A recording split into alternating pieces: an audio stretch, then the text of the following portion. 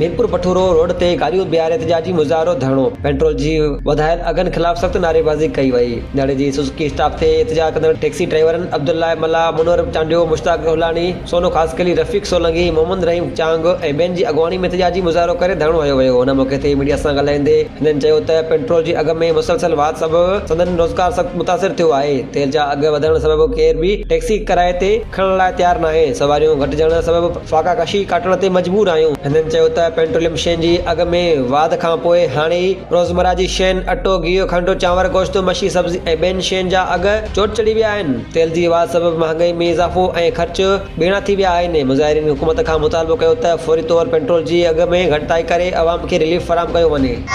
petrol